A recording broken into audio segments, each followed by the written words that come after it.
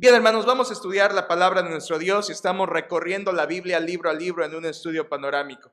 Hemos pasado el Antiguo Testamento, 39 libros, que podríamos resumir que estos hablan acerca de la anticipación del Hijo de Dios. Todo el Antiguo Testamento anticipa la venida de Jesucristo. Pero cuando llegamos al Nuevo Testamento, el Nuevo Testamento revela al Redentor Jesucristo. Y el Nuevo Testamento inicia con los 4 evangelios: Mateo, Marcos, Lucas y Juan. ¿Qué son estos? Pues son la llave que abre al entendimiento del resto del Nuevo Testamento. Los evangelios presentan a Jesucristo. ¿Quién es Él? ¿Qué hizo? ¿Y cuál fue su obra de redención? Así que esos son los evangelios con los que inicia el Nuevo Testamento. Pero hemos terminado esa sección y ahora avanzamos al libro siguiente, que es el libro de los Hechos. ¿Qué es el libro de los Hechos? ¿Cómo podemos recordar el libro de los Hechos? Bueno, los Hechos son la narración o el relato de la expansión del mensaje de Jesucristo. Es donde los apóstoles expandieron el mensaje de Jesucristo en el mundo de su entonces. Esto es el libro de los Hechos, el libro del relato de la expansión del mensaje de Jesucristo. Es una buena frase para poder recordar este libro y lo que es. Y junto con ese esparcimiento del evangelio, vino, por supuesto, el crecimiento y las iglesias. El libro de los Hechos primeramente nos refleja la promesa de Cristo cumplida.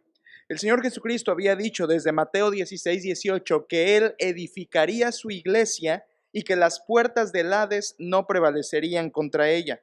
Esto sucedió en el libro de los Hechos. También el libro de los Hechos refleja la respuesta de los discípulos a la gran comisión dada por Cristo en Mateo 28, 18 al 20, donde Jesús mandó a ir y hacer discípulos a todas las naciones. Esto lo vemos reflejado en el libro de los Hechos. Y en tercer lugar, el libro de los Hechos refleja el cumplimiento de 2 parábolas dichas por el Señor en Mateo capítulo 13. La primera de ellas es la semilla de mostaza y también la parábola de la levadura, haciendo alusión a cómo un inicio pequeño tendría un impacto grande.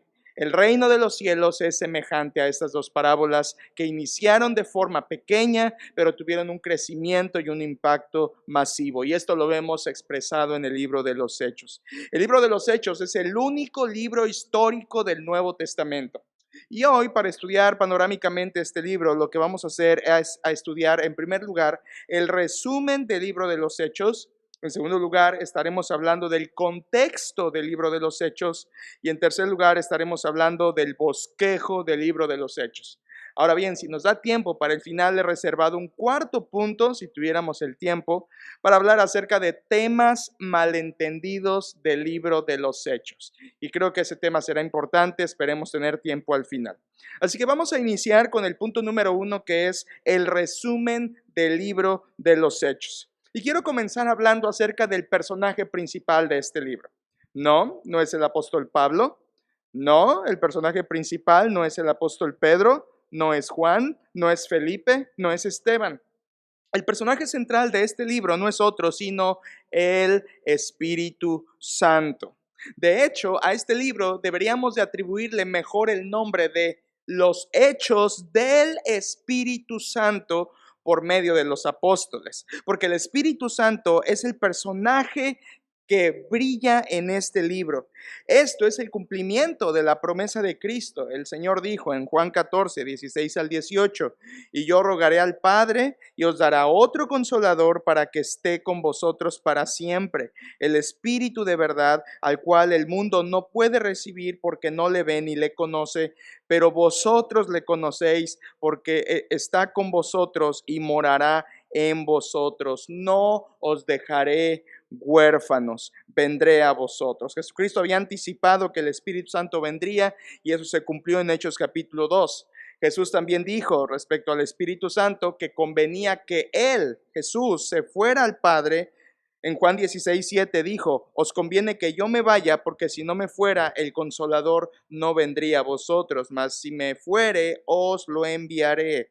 Por lo tanto, en Hechos vemos que Jesucristo cumplió esto y cumplió también lo que dijo en sus palabras en Juan 14:12 de aquellas obras mayores que los discípulos harían cuando Jesús les dijo, de cierto os digo, el que en mí cree, las obras que yo hago, él las hará también, y aún mayores hará, porque yo voy al Padre.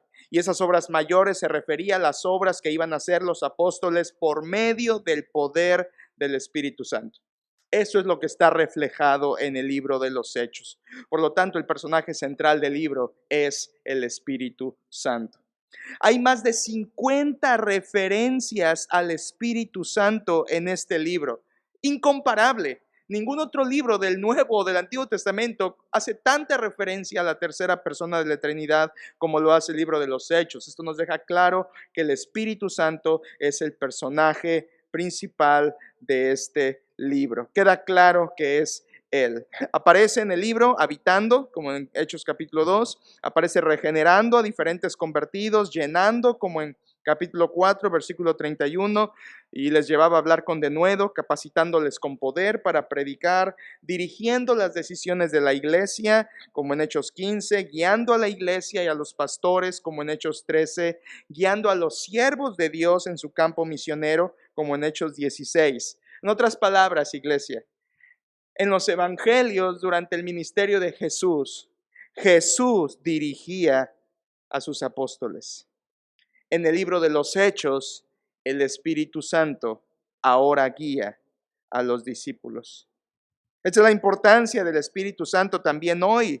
Hoy el Espíritu Santo es el encargado de dar poder para predicar, para convencer, para regenerar al pecador, para santificar, para establecer iglesias, para dirigir iglesias, para enviar siervos, para usar siervos. Todo eso hasta nuestros días sigue siendo labor exclusiva del poder del Espíritu Santo. Él es el personaje central del libro de los Hechos.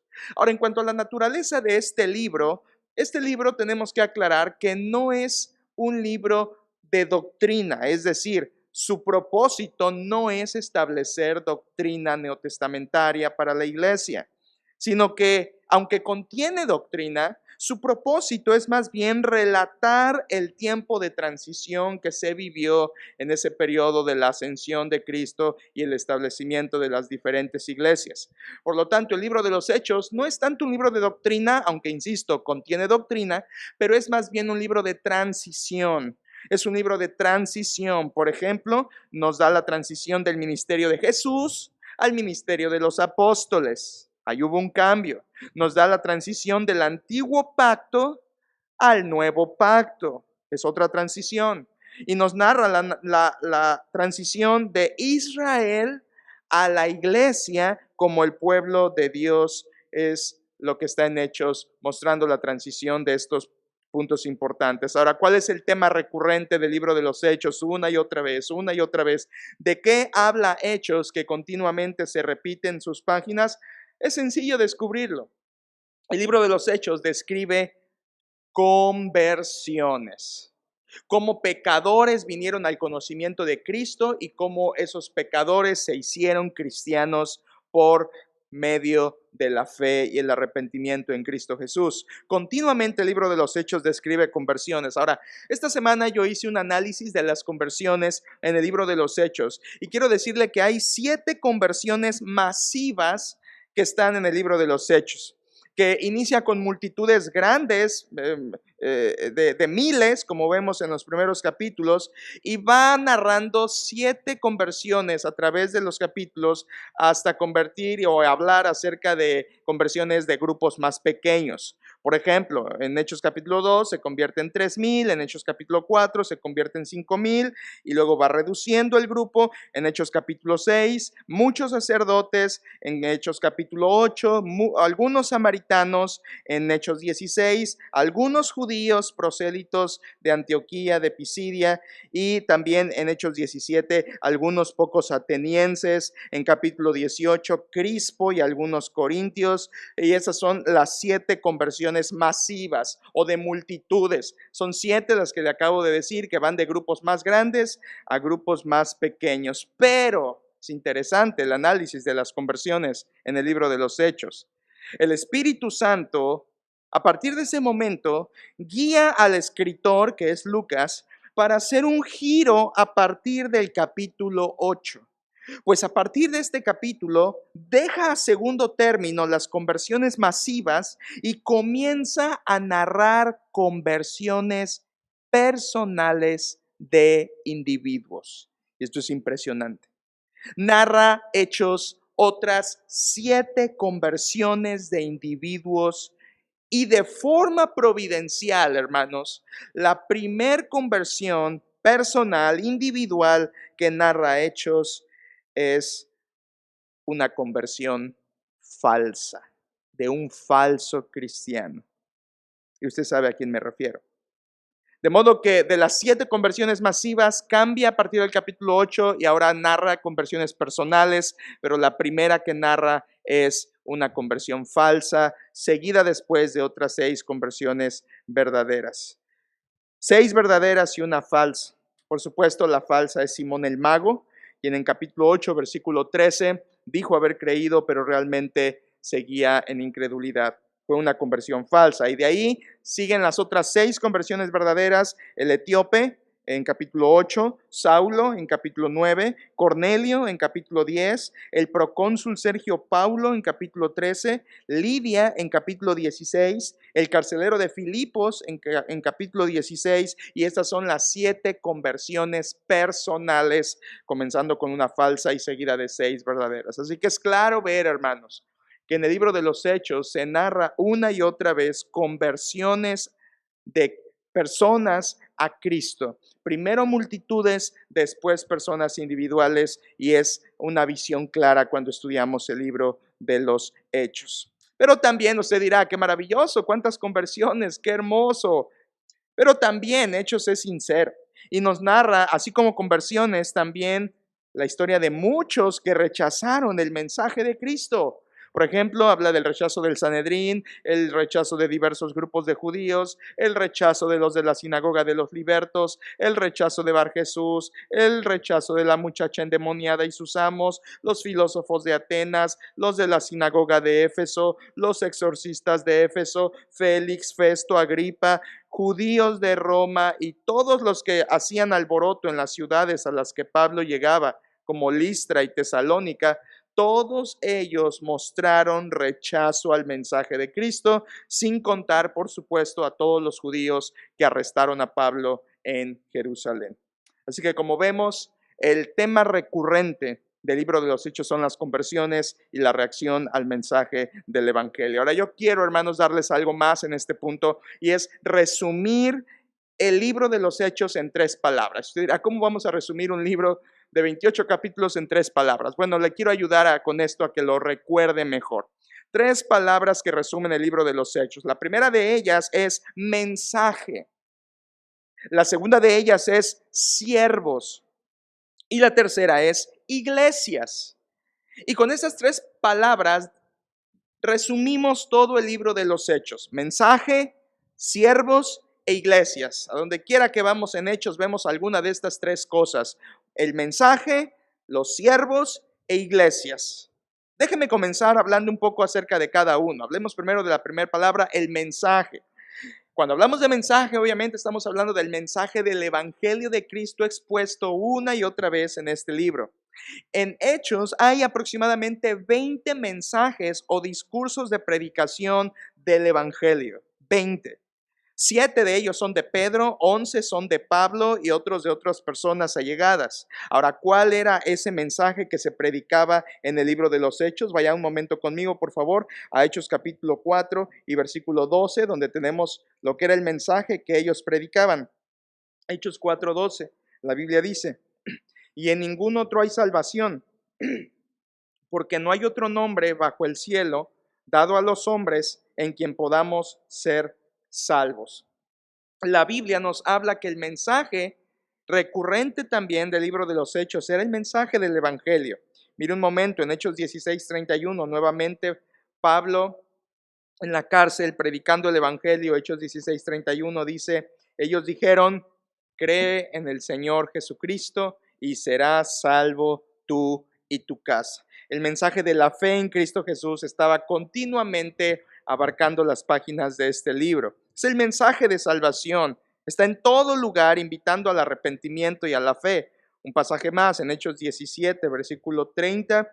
La palabra de Dios dice: pero Dios, habiendo pasado por alto los tiempos de esta ignorancia, ahora manda a todos los hombres en todo lugar que que se arrepientan. En Hechos 20, versículo 21, una vez más está el evangelio plasmado. Hechos 20, 21, Pablo dice, testificando a judíos y a gentiles acerca del arrepentimiento para con Dios y de la fe en nuestro Señor Jesucristo. Así que este era el mensaje continuo. Sin embargo, déjeme decirle algo, que este mensaje del evangelio en todo el libro de Hechos siempre tenía también acompañado el rechazo o la oposición. Amenazas continuas, cárcel a los mensajeros, como en capítulo 4 y capítulo 5, donde dice la Biblia, y llamándoles a los discípulos, les intimaron que en ninguna manera hablasen y enseñasen en el nombre de Jesús.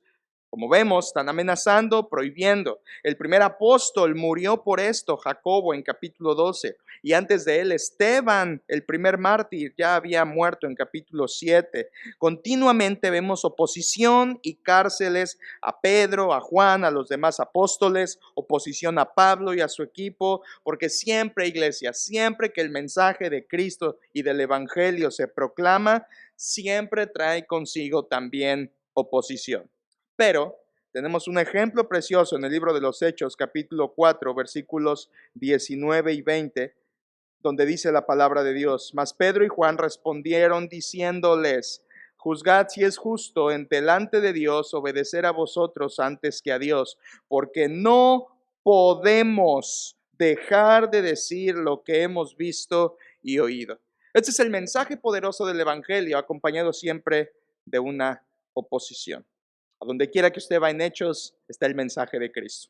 Ahora, la segunda palabra que resume el libro es siervos. Y continuamente en el libro vemos siervos de Dios entregando su vida, derramando su vida con sacrificio. No solamente hombres, sino también mujeres, sirviendo a Dios en todo momento, siempre y de forma sacrificial, entregados al evangelio, entregados a la predicación, entregados a la iglesia de forma total y sacrificial. En este sentido, vemos, esto no es mío, hermanos, así está, 7 grupos de personas que entregaron su vida al Señor sirviendo en el libro de los Hechos. 7 grupos de siervos. Y a donde quiera que usted va en el libro, va a encontrar alguno de estos grupos de los 7 que son siervos de Dios. 7 grupos. Primer grupo, obviamente, los apóstoles. Los 11, los 12, contando a Pablo. En segundo lugar, segundo grupo, los colaboradores más cercanos a ellos, sus allegados a los apóstoles, como Bernabé, Silas, Timoteo y Lucas. Personas allegadas a los apóstoles, es el segundo grupo. Tercer grupo de siervos en el libro es los profetas, que se le llama así.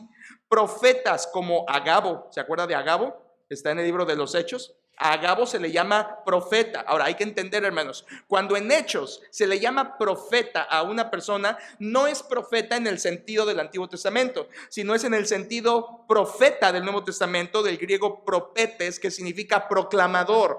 Por lo tanto, un profeta del Nuevo Testamento es un predicador. Predicaban lo que los apóstoles enseñaban. Eso era un profeta en el libro de los Hechos. Y se menciona a Agabo en capítulo 11 y 21, y se menciona también a los que estaban en Antioquía, compañeros de Pablo pastoreando, como Simón, el que se llamaba Níger, Lucio de Cirene, Manaén y Judas. En el capítulo 15 se les llaman profetas. Cuarto grupo de siervos en el libro de los Hechos son los maestros. Bueno, básicamente es uno, Apolos. Se menciona a Apolos como un maestro en Hechos 18. Quinto grupo de siervos son los servidores de mesas. Hechos capítulo 6, los que servían a las mesas, que más tarde se les llamó de otro nombre, pero eran servidores de mesas, diáconos del griego, no estoy hablando en español, en griego, diáconos con K, son los servidores. Es un grupo de siervos en el libro de los Hechos que más tarde, por cierto, unos capítulos más adelante, 1 y 2 capítulos más adelante, 2 de ellos llegaron a ser predicadores, Esteban y Felipe. Sexto grupo de siervos en el libro de los Hechos, tremendo, mujeres. Y se mencionan varias mujeres sirviendo a Dios: Dorcas, Lidia, las hijas de Felipe. Qué precioso que las mujeres tengan también un lugar en la iglesia para servir a Dios de alguna forma. Ese es el sexto grupo que se menciona en Hechos. Por supuesto, hermanos, hay un séptimo que es un matrimonio, Priscila y Aquila. Y es el séptimo y último grupo que se menciona como siervos de Dios en el libro de los Hechos. Priscila y Aquila, un matrimonio. No importa si eres mujer, no importa si eres hombre, no importa si eres pastor, predicador, niño, niña, señorita, matrimonio, hombre solo, mujer sola, puedes servir a Dios. Más tarde el apóstol Pablo diría algo de toda esta bola de personas, ¿verdad? Él diría en 1 Corintios 3, versículos 5 y 6, ¿qué pues es Pablo y qué es Apolos? Servidores por medio de los cuales habéis creído, y eso según lo que cada uno recibió del Señor. Yo planté, Apolos regó, pero el crecimiento. Entonces, hermanos, atención, el crecimiento no lo dan los siervos, el crecimiento no lo dan las personas, el crecimiento lo da Dios. ¿Qué fue Pablo, Apolos, Felipe, Esteban, los apóstoles, los profetas, las mujeres, las hijas de Felipe? ¿Qué fueron? Servidores de Dios. Pero Dios es el que añade el crecimiento cuando se hace la obra, como Él dice. Mensaje, siervos, y última palabra con la que resumimos el libro de los Hechos es iglesias. Por supuesto, el libro de los Hechos trata de iglesias. Iglesia en Jerusalén, la primera, más grande y madre de todas las demás. Samaria, Antioquía, y a todas las ciudades a donde Pablo llegaba y fundaba una iglesia y constituía ancianos. Según capítulo 14, versículo 23, dice que Pablo instituía pastores. Míralo por favor, 14, versículo 23. 14, 23. Dice la escritura, y constituyeron ancianos en cada iglesia, y habiendo orado con ayunos, los encomendaron al Señor en quien habían creído. Pablo instituyendo pastores a cada ciudad donde llegaba, y se fundaba por la gracia de Dios y la obra del Espíritu Santo una iglesia. Algo que me enamoró, hermanos, es que en el libro de los Hechos se le da a la iglesia uno de los términos, nombres, títulos más hermosos que la palabra de Dios le puede dar. En el libro de los Hechos, la iglesia o las iglesias son llamadas el pueblo de Dios. El pueblo de Dios. Y es mencionado no por Pablo, no por Pedro, no por Juan, sino por Dios mismo. Capítulo 18, mírelo un momento por favor. 18, versículo 9. Es Pablo sufriendo en Corinto. Pablo sufriendo en Corinto, 18:9, mírelo. Y Crispo, el principal de la sinagoga, creyó en el Señor con toda su casa, y muchos de los corintios oyendo creían y eran bautizados. Entonces el Señor dijo a Pablo en visión de noche, no temas, sino habla y no calles, porque yo estoy contigo, y ninguno pondrá sobre ti la mano para hacerte mal, porque yo tengo mucho pueblo en esta ciudad. La iglesia es el pueblo de Dios. La iglesia es el pueblo de Dios, hermanos. Es la gente de Dios, la familia, las personas más cerca de Dios son la iglesia. No son los judíos, no son los pastores, es la iglesia. La iglesia es el pueblo de Dios. De modo que cuando nos reunimos como domingo ahora, es el pueblo de Dios reunido y Dios entre nosotros. A veces leemos la Biblia y decimos, cómo quisiera haber estado en el tabernáculo y ver esa columna de fuego y de nube, y cómo quisiera haber visto el templo de Salomón y la gloria de ello, y cómo hubiera querido estar en los tiempos del Señor Jesucristo y haber visto la gloria transfigurada en el monte. Hermanos, estamos experimentando algo mejor. Es mejor lo que tenemos ahora.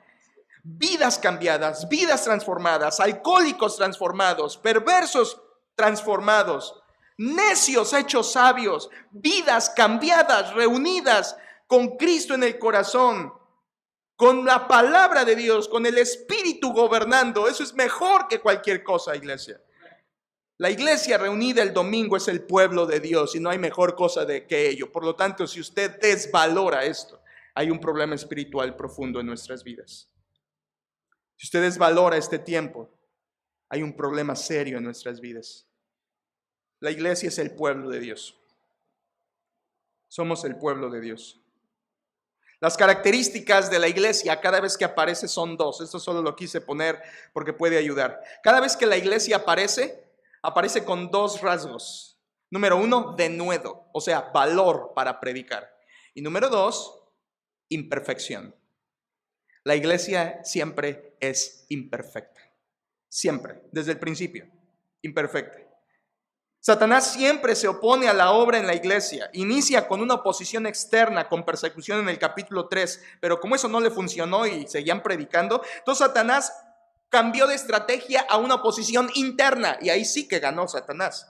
Porque en Hechos capítulo 5 le funcionó la estrategia de Ananías y Zafira, mintiendo, llenando el corazón de ellos, causando envidias, causando recelos, causando coraje, causando roces entre los creyentes, y eso sí, Satanás ganó bastante ventaja en la primera iglesia bautista de Jerusalén.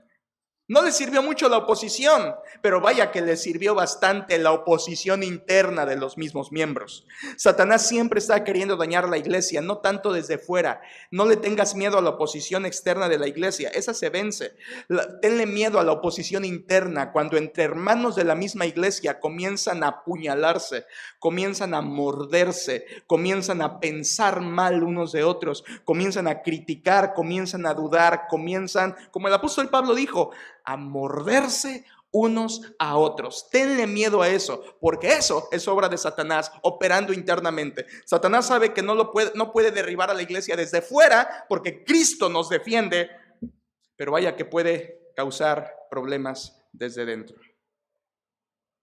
Satanás lo hizo por primera vez en capítulo 5, y luego Satanás hizo algo más con la iglesia, oponiéndose a ella en el capítulo 8. Satanás, por primera vez en la historia, produce un falso cristiano. Produce un falso cristiano, Simón. Esto es el cumplimiento del trigo y la cizaña, hermanos. Muchos creyendo, otros son cizaña. ¿Y dónde está la cizaña? ¿Lejos del trigo? No, al lado de la cizaña. ¿Qué dijo Cristo? ¡Córtalos! No, déjalos, que crezcan. Vendrá el día del juicio donde separaré a unos de otros. Y aquí lo vemos, hermanos, en el libro de los Hechos. Y no solo aquí lo vemos también en cada una de las iglesias terrenales de nuestros días. Satanás sigue produciendo falsos cristianos. Su oposición es esa. Su oposición es hacerte sentir cristiano cuando no lo eres. Su oposición es convencerte de que crees, pero realmente no crees. Y no eres salvo porque no hay una vida transformada en ti. No hay un amor por Dios, no hay una voluntad rendida a Cristo, no la hay.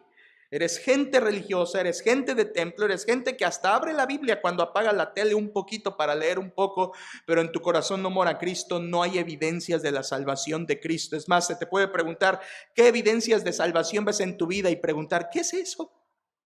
¿Qué es eso? No sé qué es eso. Cuidado. Satanás se opone produciendo falsos cristianos. Su oposición es interna, no externa.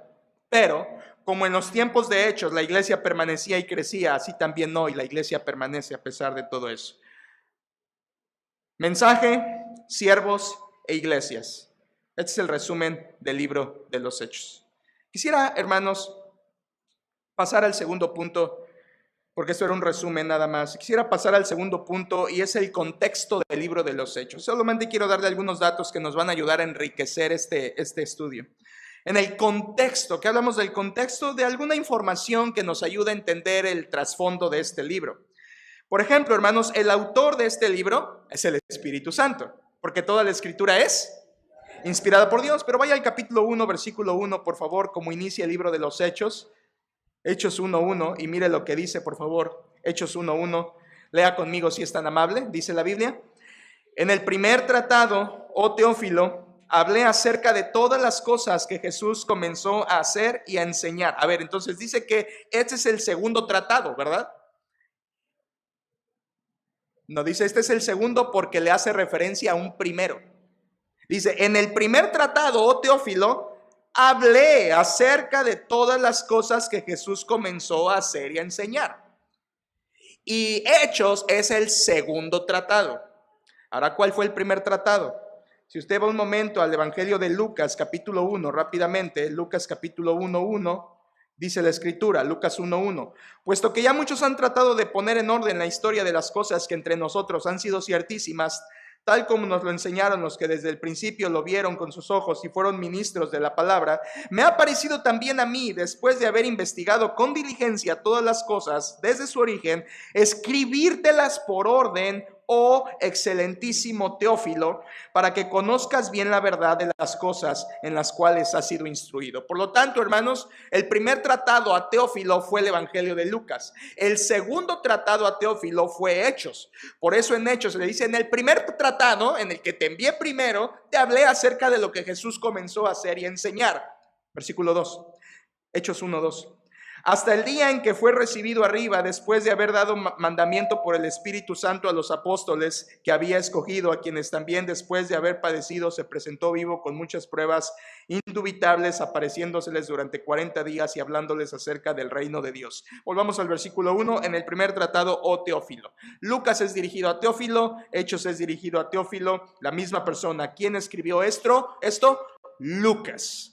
Lucas, ya lo hablamos en el Evangelio de Lucas. Lucas escribió el Evangelio de Lucas y en segundo lugar después escribió el libro de los Hechos. El nombre de Lucas solamente aparece 3 veces en todo el Nuevo Testamento y por eso algunos dudan de que él haya escrito estos libros, pero por supuesto que él fue. Él se menciona en Colosenses 4, 2 Timoteo 4 y Filemón 24. Le escribe a Teófilo y le llama excelentísimo Teófilo. Como les dije en el tema de Lucas, Teófilo puede ser que no era un nombre, sino un apodo. Teófilo, amante de Dios. Teófilos, amante de Dios. Y se lo envía a Teófilo, dedicado a Teófilo.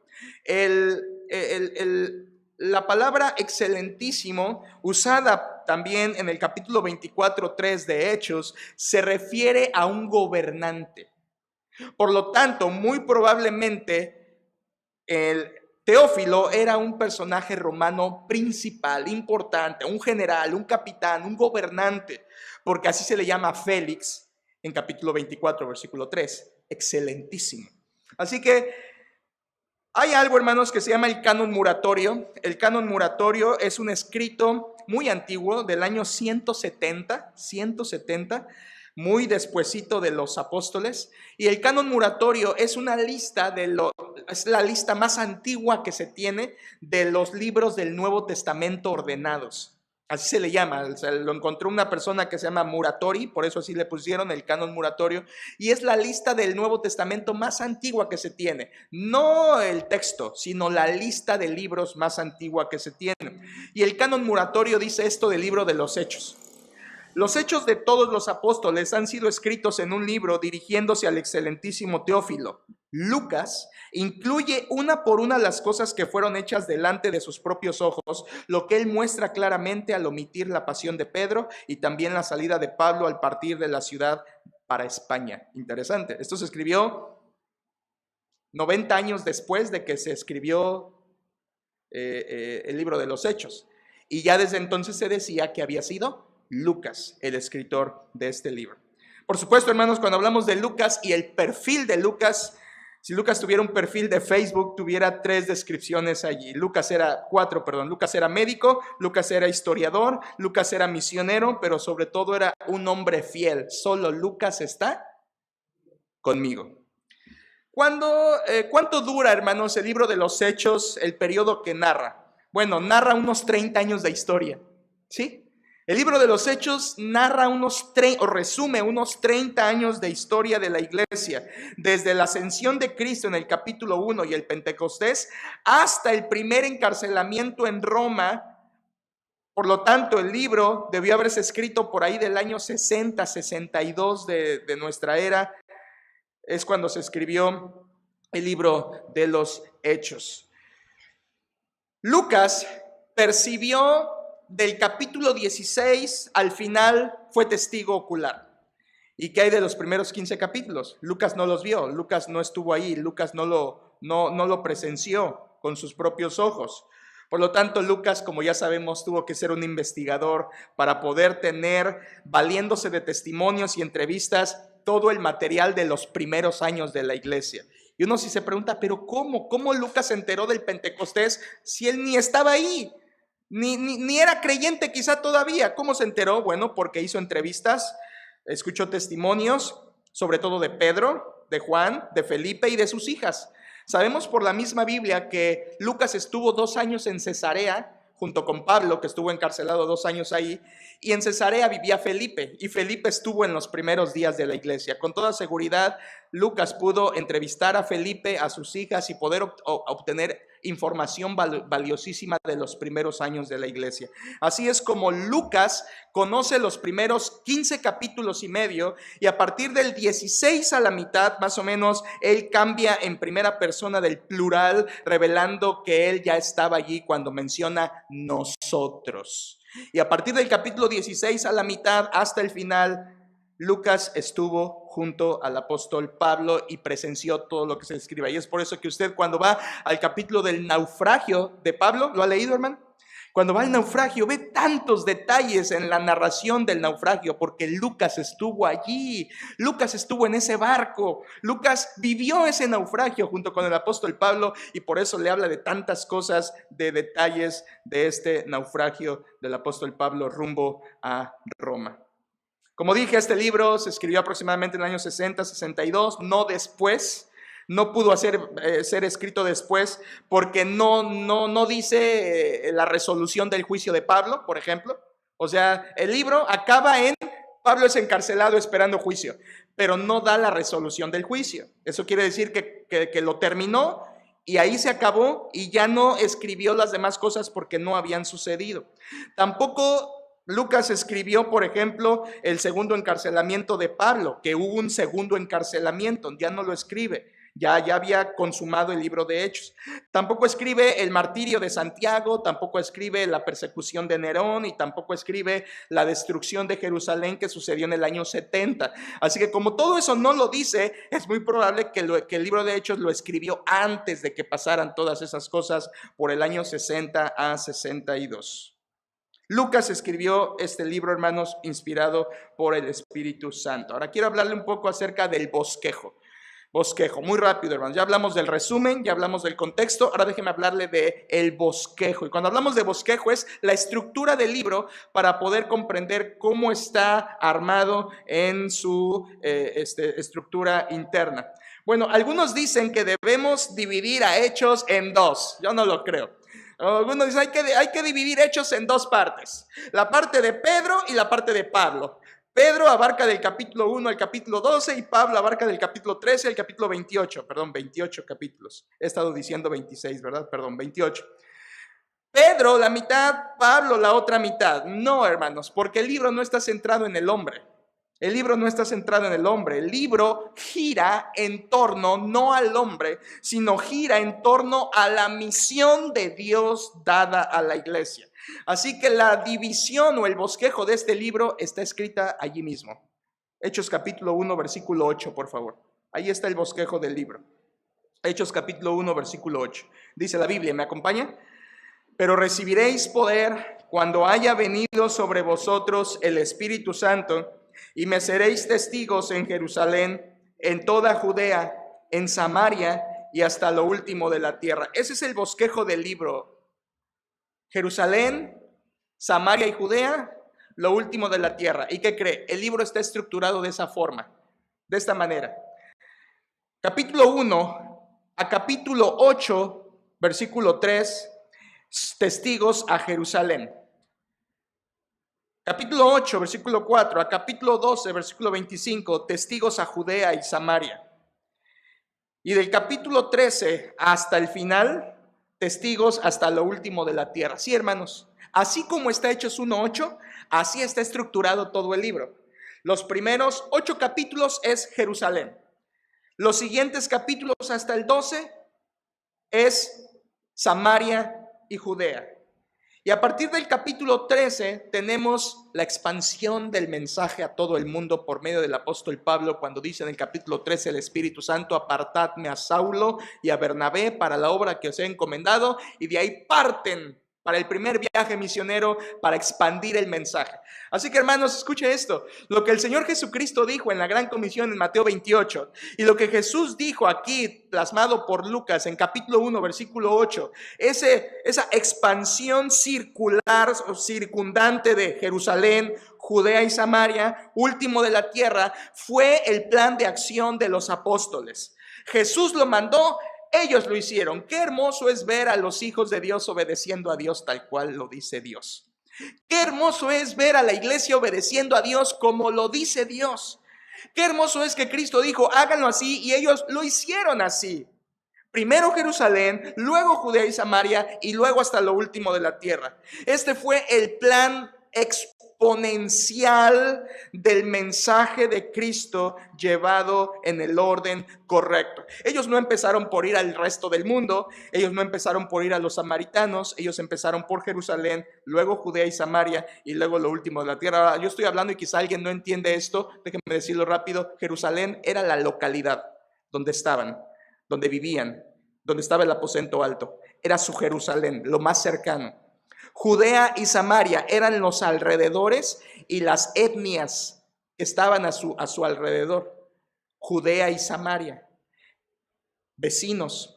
Y luego cuando dice el resto de la tierra, todas las naciones, es lo que hizo el apóstol Pablo en semilla, llegando muy probablemente hasta hasta España. Esta es la división correcta del libro de los Hechos, hermanos, dicha por el mismo libro. Ahora, ¿tenemos tiempo para el último punto, hermanos?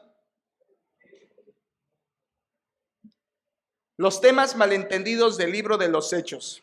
Después de hablar del resumen, del contexto y del bosquejo, tenemos una visión panorámica ya de este libro. Pero quisiera yo compartirle, por último, cuáles son algunos temas malentendidos del libro de los Hechos. Puntos que usted ha tenido duda, yo también, y que es necesario clarificar un poco, ojalá que sirva para eso. En primer lugar, hermanos, uno de los temas más malentendidos en el libro de los Hechos es la diferencia en la fórmula bautismal. La diferencia en la fórmula bautismal. En el libro de los Hechos, como en capítulo 2, versículo 38, 8, 16, 10, 48 y 19, 5, las condensé todas, se menciona que se bautiza a los creyentes en el nombre de Cristo. Y uno lee eso y dice, ¿pero qué no Mateo 28 dice en el nombre del Padre y del Hijo y del Espíritu Santo? ¿Por qué en Hechos 1, 2, 3, 4 veces se menciona que bautizaban en el nombre de Cristo? Y a algunas personas les causa eso malentendido, confusión. Déjenme ayudar con esa confusión. Lucas, escritor de Hechos, y los apóstoles no están en desacuerdo con Jesucristo, hermanos. Ellos bautizaban de la forma correcta.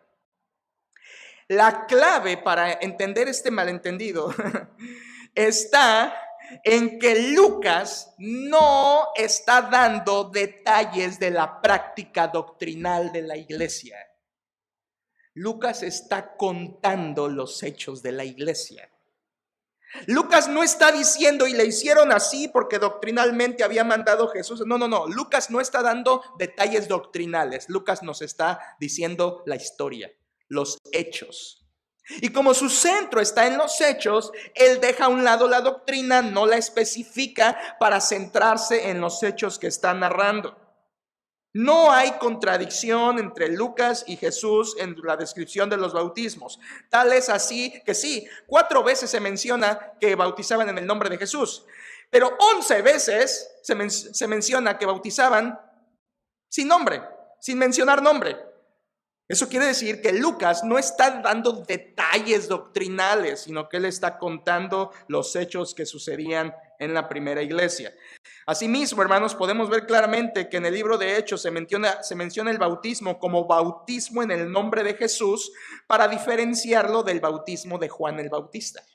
En Hechos capítulo 19, versículos 1 al 5, había unas personas que habían sido bautizadas en el bautismo de Juan y era lo único que conocían.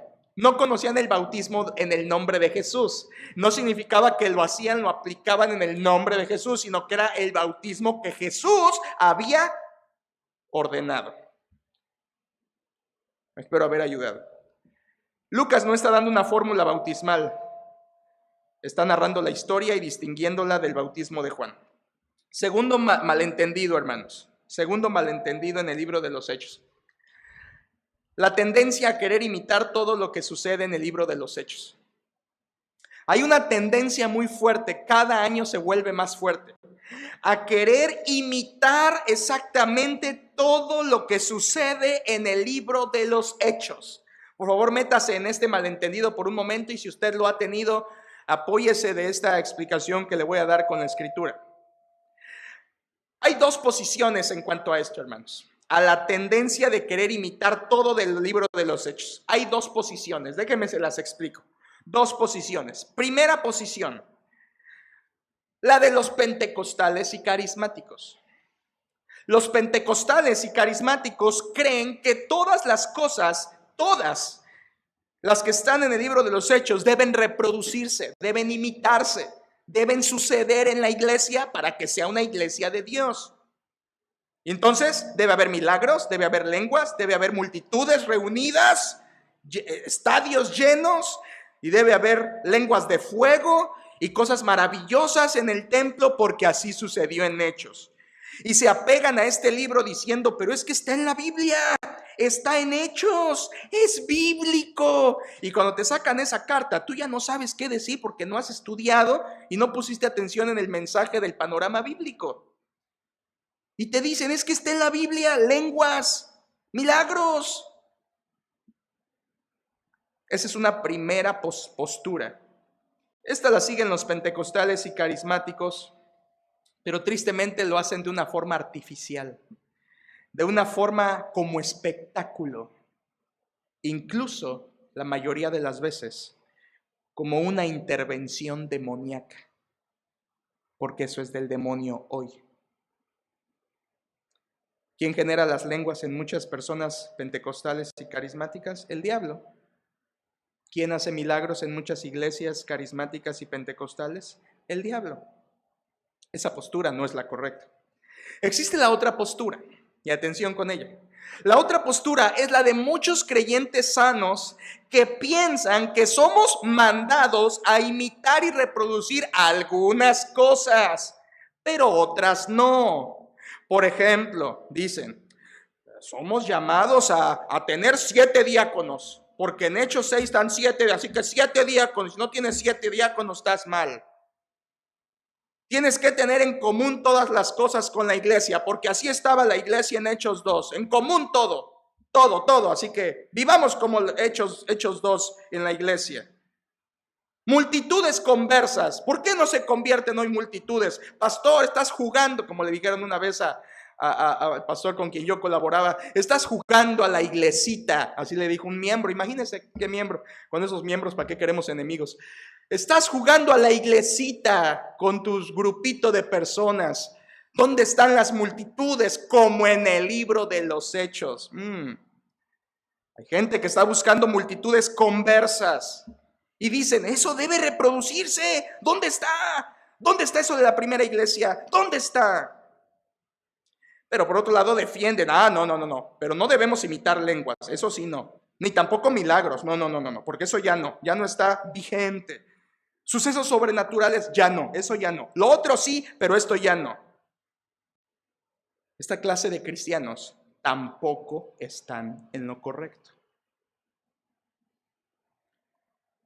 ¿Cómo conciliar esto, hermanos? ¿Y cómo explicar esto de la mejor manera? A ver si ayuda. ¿Cómo encontrar el punto de equilibrio? Bueno, escucha esto. Entendiendo la diferencia entre descripción y prescripción. Descripción es describir algo como sucede o como es. Prescripción es ordenar algo, mandar algo. Escucha esto, hermano. El 100% del libro de los Hechos es descriptivo, no prescriptivo. En Hechos Dios no te está mandando nada, te está describiendo cosas. Nada del libro de los Hechos es un mandato, es descripción de hechos. Ahora, con eso en mente, todas las cartas del Nuevo Testamento son prescriptivas. Todas las cartas son mandatos para que los hagas, pero Hechos no. Hechos es descriptivo, está ahí para que leas cómo sucedió, no para que imites, está para que veas cómo sucedió. Y todas las cartas están para que obedezcas lo que se manda en esas cartas. Por lo tanto, hermanos, Dios no nos manda a imitar nada del libro de los Hechos, nada, sino que es una narración de lo que el Espíritu Santo hizo en esos años. Y de hecho, hermanos, seamos sinceros, hay cosas del libro de los Hechos que será imposible reproducir, imposible. Porque fueron sucesos irrepetibles con propósitos únicos en épocas especiales. Esto fue una época inaudita. Había estado Juan el Bautista, alguien con el poder de Elías. Luego nada más y nada menos que el mismo Señor Jesucristo. Luego sus 12 discípulos con poder que hacían milagros y las primeras iglesias fundando. Y un misionero fuera de serie como Pablo. Hermanos, eso es irrepetible. A veces decimos, ¿dónde están los Pablos? No, pues con que alguien le llegue al talón es suficiente. Porque no vas a poder reproducir eso. Fueron tiempos especiales, épocas inauditas, cosas irrepetibles. El Nuevo Testamento se estaba escribiendo, tantas cosas, el Espíritu Santo vino, tantas cosas hicieron de esa época algo no posible de reproducir. Hechos está para narrarnos, no para ordenarnos. Claro, hermanos, claro. Hay modelos a seguir en Hechos, sí, hay virtudes a seguir, hay formas a imitar, pero todo eso debe corroborarse con las cartas del Nuevo Testamento. Y si no está en las cartas, no es prescriptivo, no es un mandato. Esa es mi postura y creo que esa es la postura bíblica de interpretar correctamente el libro de los Hechos. Ese libro está ahí no para que digas, ¿y por qué no hay lenguas? ¿Y por qué no hay milagro? ¿Y por qué el pastor no resucita muertos? ¿Por qué no cura de COVID? Porque nada del libro de los Hechos está para reproducirse. Es hechos, narración. Ahora, tenle miedo a las cartas, porque todo lo que dicen las cartas es para que se obedezca, se haga y se cumpla. Así podemos entender quizá un poco este punto, hermanos. Tercer malentendido del libro de los Hechos, que va aunado a lo que acabo de decir. Las señales en el libro de los Hechos, como lenguas y milagros. Bueno, va muy pegado, pero déjeme decir algo extra de esto. Los milagros y las lenguas siempre son algo ahí clave, ¿verdad? Muchas pseudo iglesias lo imitan. ¿Y a quién de ustedes les ha hecho sentir mal alguna persona de, ¿y ya recibiste la segunda gracia? ¿Ya hablaste en lenguas? ¿Ya hiciste esto? ¿Ya aquello? No, es que en mi iglesia no hay eso. Entonces en tu iglesia no se siente el Espíritu. En tu iglesia no se siente el fuego, el júbilo, ¿verdad? No, yo en mi iglesia soy de las que mueven el pandero, literalmente. ¿Dónde está esa fuerza del Espíritu Santo? Y nos dicen cosas así y nos critican y nos dicen los bautistas son, ¿qué? Bautristes, ¿verdad? Y dicen, no, ahí no hay fuego, ahí no hay fuego, ahí no hay, porque no está el Espíritu Santo. Y a mí me han llegado a decir, iglesia muerta. Si te lo tragas, estás perdido. Pero si le haces caso a la palabra de Dios, subsistes. ¿Qué hay, hermanos? Lenguas y milagros. ¿Qué dice la Escritura? Los milagros, según la Escritura, fue un poder delegado por Cristo a los apóstoles y sus allegados. En Marcos 16:17 Jesús dijo a sus apóstoles, y estas señales seguirán a los que creen. En mi nombre echarán fuera demonios, hablarán nuevas lenguas, tomarán en las manos serpientes y si bebieren cosa mortífera no les hará daño. Eso se cumplió en los apóstoles y sus allegados. Solo los apóstoles y sus allegados como Esteban y Felipe hicieron milagros de parte de Dios. ¿Por qué? Porque Jesús había dicho que era la señal que seguía. Estas señales seguirán. Los apóstoles iban a cumplir con el hacer milagros. Y de hecho, hermanos, también algo que usted debe considerar: los apóstoles no hacían milagros cuando ellos querían.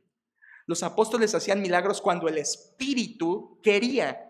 Es por eso que en Hechos capítulo 3 tenemos sanando a un cojo, pero después tenemos a enfermos como Epafrodito y Pablo que no sanaban, porque no era cuando ellos querían, era cuando el Espíritu Santo obraba. De modo, hermanos, que los milagros fueron una acción única y exclusiva de los apóstoles. ¿No me cree? Escuche lo que dice 2 Corintios 12:12. Las señales de apóstol han sido hechas entre vosotros en toda paciencia por señales, prodigios y milagros. Claramente la Biblia dice que la señal de apóstol era hacer milagros y prodigios. En otras palabras, si tú te decías ser apóstol, tenías que mostrar tu credencial haciendo milagros y señales. Hoy, como no hay apóstoles, tampoco hay milagros.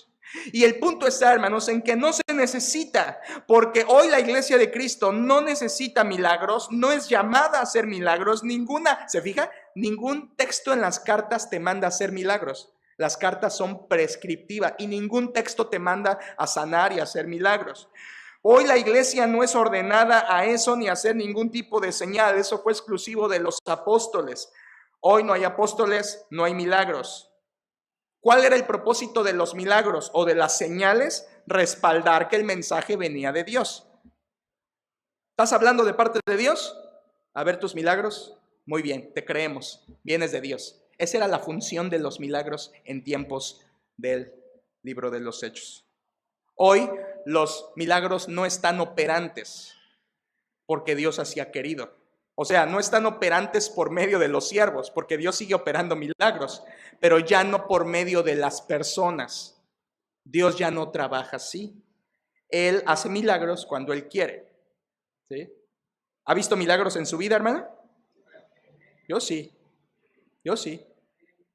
Ahí está. ¿Se lo hizo un apóstol? No, porque hoy ya no es como en el tiempo de los Hechos. Déjenme decir algo acerca de las lenguas. Todos los casos que hay de lenguas en el libro de los Hechos se pueden dividir en dos.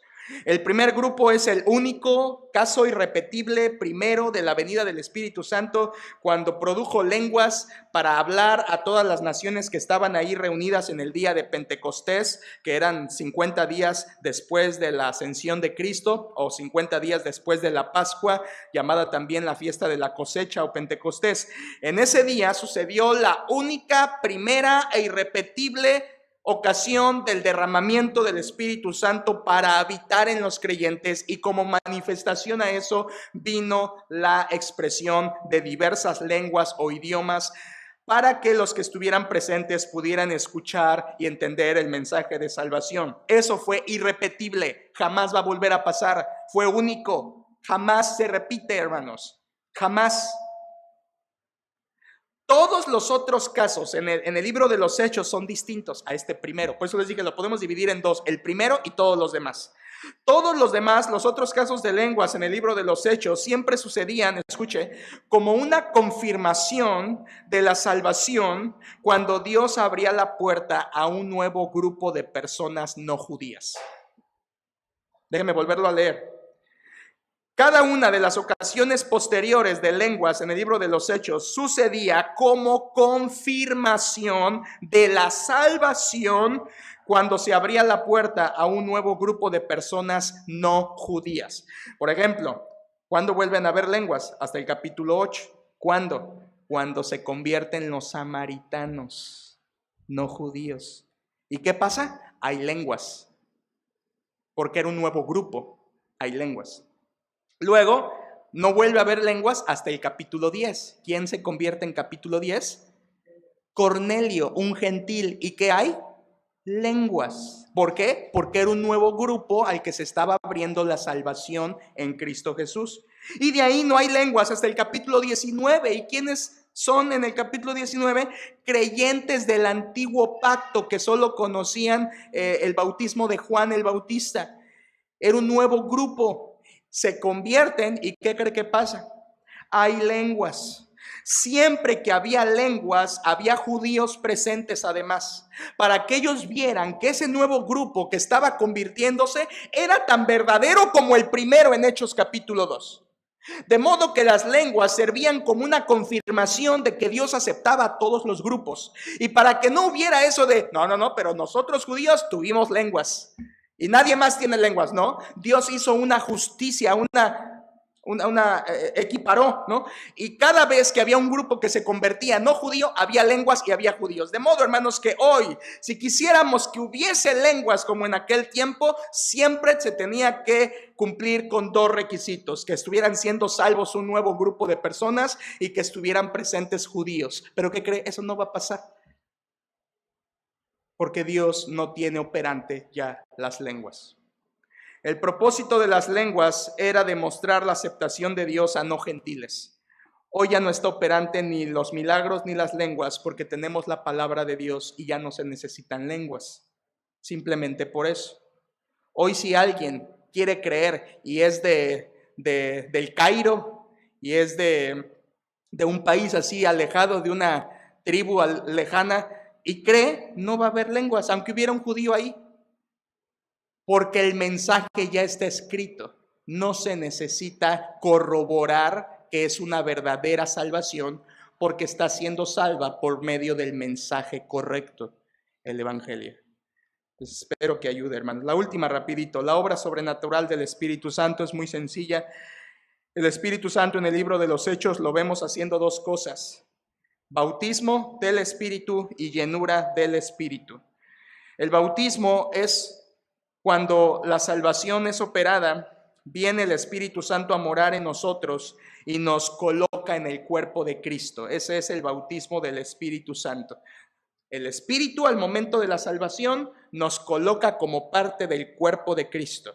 Eso es el bautismo del Espíritu Santo. En otras palabras, el Espíritu nos sumerge en Cristo, porque eso quiere decir bautismo, sumergir. El bautismo del Espíritu Santo es cuando somos sumergidos en el cuerpo de Cristo y venimos a ser parte del cuerpo de Cristo. Como dijo, hermanos, el apóstol Pablo en 1 Corintios 12:13, dice: porque por un solo Espíritu fuimos todos bautizados. El punto es que hoy, hermanos, hay personas que creen que el hablar en lenguas es el bautismo del Espíritu Santo. Nada que ver, hermanos. Pablo dice: todos fuimos bautizados. ¿Cuándo? En el día que creíste, el día de tu conversión, el día de tu salvación, el día que te arrepentiste. Ese día fuiste bautizado en Cristo y el Espíritu te bautizó en Cristo.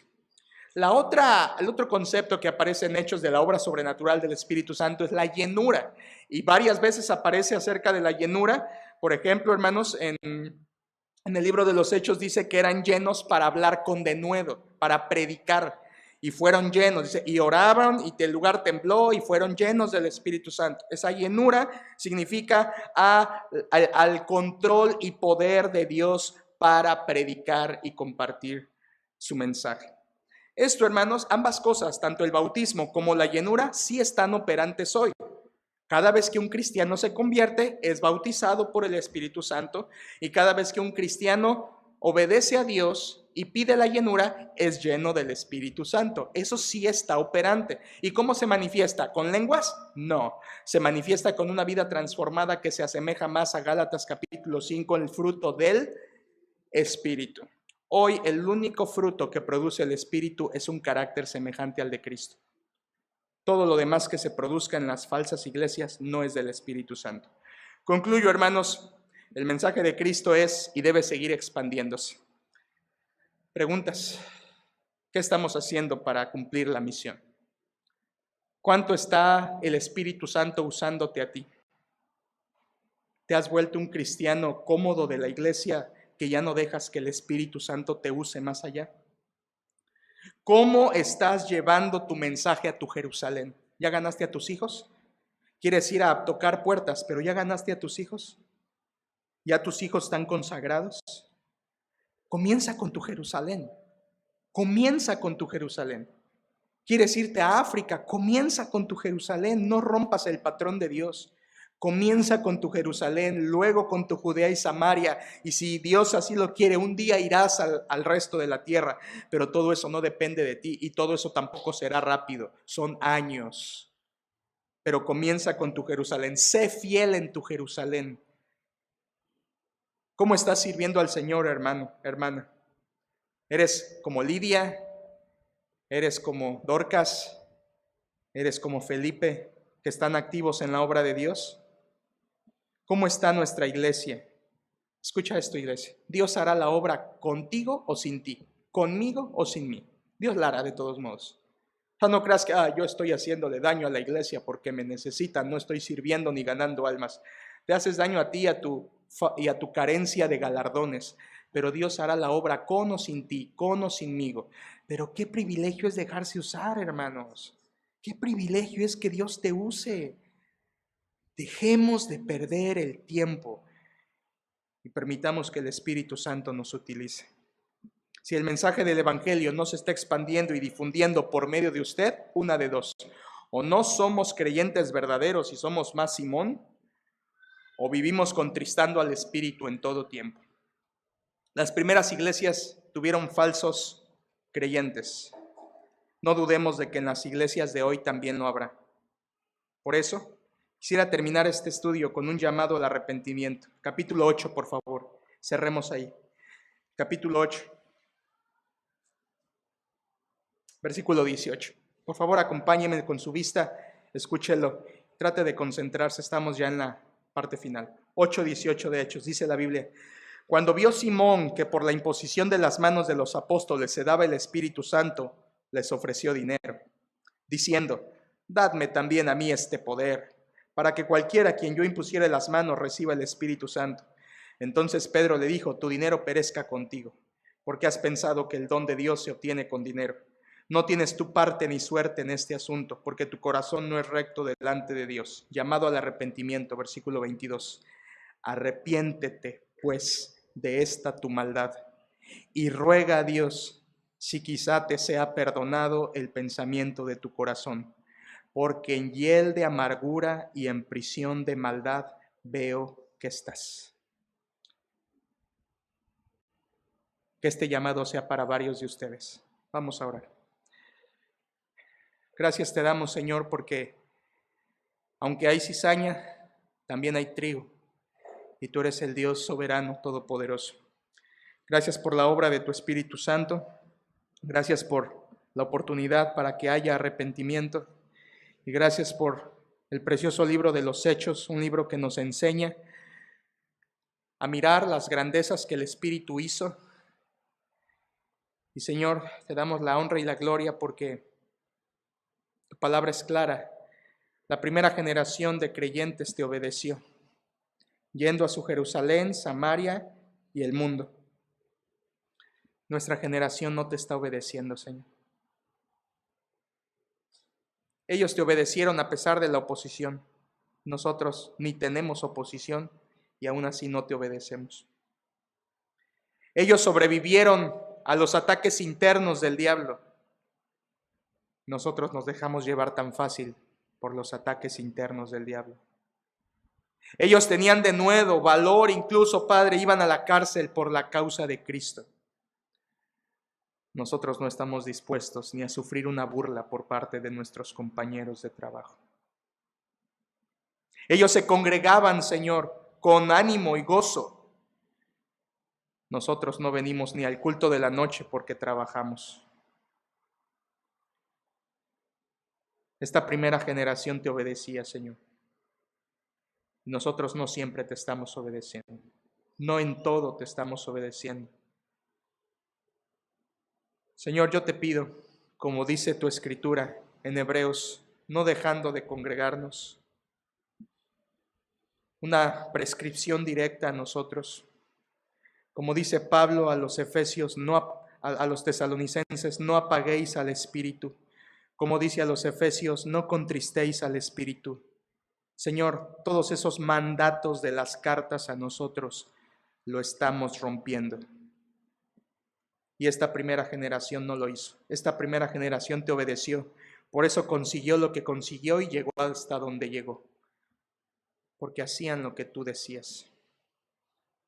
Ayúdanos a obedecer tus mandatos y tomar el libro de los Hechos no como un ejemplo, sino como una motivación, un impulso de ver, como dice Hebreos, ese rodearnos de una grande nube de testigos que hicieron las cosas bien, que se despojaron de todo peso y del pecado y corrieron con paciencia. Ayúdanos a ver ese libro de Hechos como esa motivación de cómo ellos lo hicieron por ti y ahora a nosotros nos toca lo propio. Señor, ayúdanos. Y si hay alguien aquí que necesita, como Simón, arrepentirse porque en hiel de amargura está, si está entre cristianos como Simón, pero no es cristiano, sigue siendo un corazón negro, yo te pido que le hagas llegar estas mismas palabras de Pedro: arrepiéntete. Así, con ojos cerrados y rostros bajos, iglesia, solo quisiera invitar a algunos de ustedes a agradecer a Dios por el libro de los Hechos y a pedirle a Dios que nos ayude a ser una generación obediente como lo fueron ellos, en el mensaje, en servirle, en la iglesia, en estas 3 palabras que resumimos. Que Dios nos ayude a llevar el mensaje, que Dios nos ayude a ser siervos, que Dios nos ayude a ser una iglesia que crece conforme Él quiere. Si este es su deseo y Dios pone en su corazón algo de esto que vimos en Hechos, póngase en pie y oremos juntos. Solo daré unos segundos. Algo en Hechos tocó mi corazón y quiero ser una persona que lleve el mensaje, que sea siervo y que sea parte de una iglesia que haga bien las cosas para gloria de Dios. Señor, bendice estas vidas. Oremos. Padre, gracias te damos por estos corazones que en pie reconocen juntamente conmigo que somos una generación que muchas veces raya en la desobediencia. Perdónanos, Señor. Perdónanos porque no vamos a nuestra Jerusalén. Somos muy complacientes. Nos gusta la vida cristiana fácil. Nos gusta la vida cristiana dominguera. Nos gusta la iglesia club. Nos gusta la iglesia para convivir un poco y de ahí irnos. Nos gusta tu palabra para oírla, pero no para obedecerla. Somos una generación tan tenue a comparación del resplandor de aquella primera generación del libro de los Hechos. Señor, algo sí nos mandas a imitar. En las cartas tú nos mandas a tener el celo, a tener santidad, a tener compasión, a desgastarnos hasta la muerte por la obra de Cristo, a reconocer que somos tuyos, vivos o muertos somos tuyos, y que deberíamos, como Pablo en la carta dice a 2 Timoteo, llegar el día en que podamos decir: he peleado la buena batalla, he acabado la carrera, he guardado la fe. Pero si ni corremos, ni batallamos, ni alcanzamos, Señor, ¿qué diremos el último día de nuestra muerte? Te pido, por tanto, que nos ayudes a ser cristianos que te glorifiquen y que nos ayudes también, Señor, a ser una iglesia que cumpla tu palabra y que tomemos del libro de los Hechos impulso para ver cómo ellos lo hicieron y en su obediencia, Señor, nosotros podamos hacer aquellas cosas que sí nos has ordenado, que sí nos has mandado. Yo te pido todo esto, Señor, y te damos la honra y la gloria en el nombre de Cristo Jesús.